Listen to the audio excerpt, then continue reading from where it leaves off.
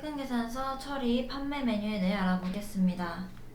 판매 입력에서 일괄, 일괄 과세, 일괄 영세, 일괄 면세로 입력하는 자료를 특정 일자별로 합하여 특정 일자로 세금계산서를 발행 또는 취소할 수 있는 메뉴입니다.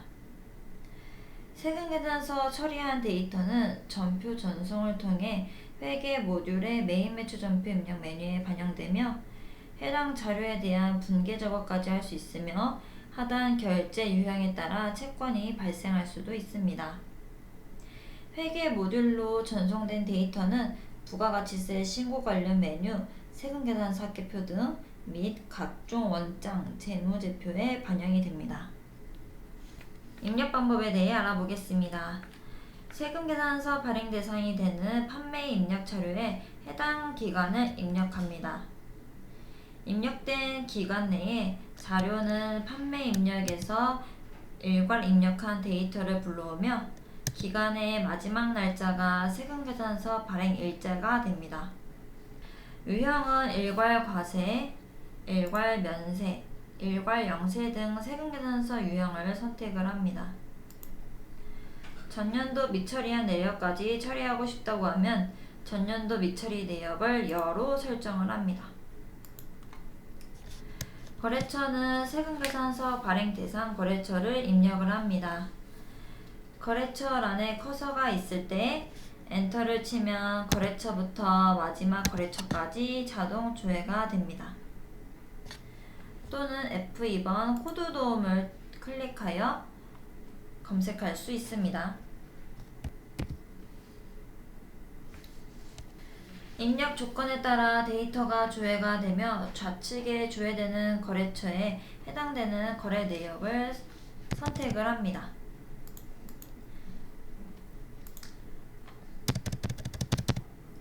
하단의 결제 정보란에 처리 번호별로 수급 내역 집계를 나타내 줍니다. 기본으로 외상으로 되어 있으며 현금 또는 예금 등 외상 이외의 결제 수단일 경우 합계 내에서 금액을 입력을 합니다. 프로젝트는 환경 등록에 프로젝트 코드를 사용으로 설정이 되어 있어야 입력이 가능하며 프로젝트 등록에서 등록한 프로젝트 코드를 입력을 합니다. 데이터 선택과 결제 정보를 입력을 하였다고 하면 상단의 F7번 처리를 클릭을 합니다. 이때 데이터를 회계 모듈에 메인 매출 분계 포함으로 전송할지 아니면 메인 매출 전표 입력 상단으로만 데이터를 전송할지 선택을 합니다. 기본은 전표 포함 전송으로 되어 있습니다. 전표를 전송을 하고 나면 전표 전송한 내용이 처리로 반영이 됩니다. 메인 매출 전표 입력에서 조회 시 우측 상단에 물류가 표시가 됩니다. S물류는 판매, 구매 쪽에서 발생한 거고 T물류는 세금계산서 처리에서 전표 처리된 것을 의미합니다.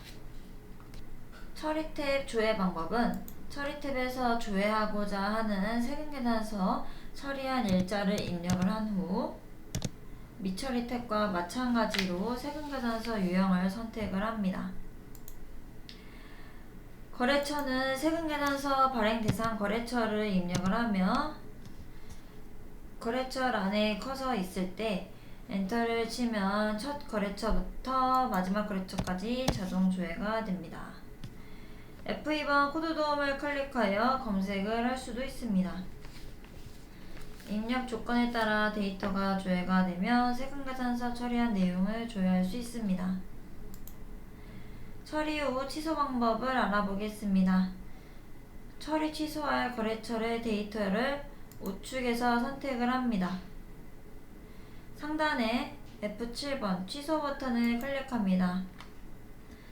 취소를 하게 되면 취소한 데이터는 이제 미처리 탭에서 조회가 가능하며 주의할 점은 이 메뉴에서 취소를 하더라도 회계 모듈로 전송된 데이터는 취소되지 않으므로 회계 모듈의 메인 매출 전표 입력에서 해당 데이터를 직접 삭제해줘야 합니다. 상단 기능키에 대해 알아보겠습니다. F3번 자금관리를 사용하고자 하는 경우 환경등록 물류 탭에 자금관리 사용 여부가 여로 되어 있어야 합니다. 세금계산서 처리할 데이터에 결제정보 입력 시 어음란에 금액을 입력을 하면 이에 대한 상세한 정보를 입력할 때 사용을 하며 입력된 데이터는 회계 모듈의 자금관리에서 조회할 수 있습니다. F8번 처리일자 세금계산서의 처리일자는 조회기관의 일자를 자동 반영하나 조회된 데이터 중 특정 일자로 별도 처리하고자 할 경우 해당 데이터를 선택한 후 F8번 처리일자를 클릭하여 특정 일자로 수정합니다. 판매관리 2의 세금계산서 미처리 현황에서도 미처리된 세금계산서 내용을 조회할 수 있습니다.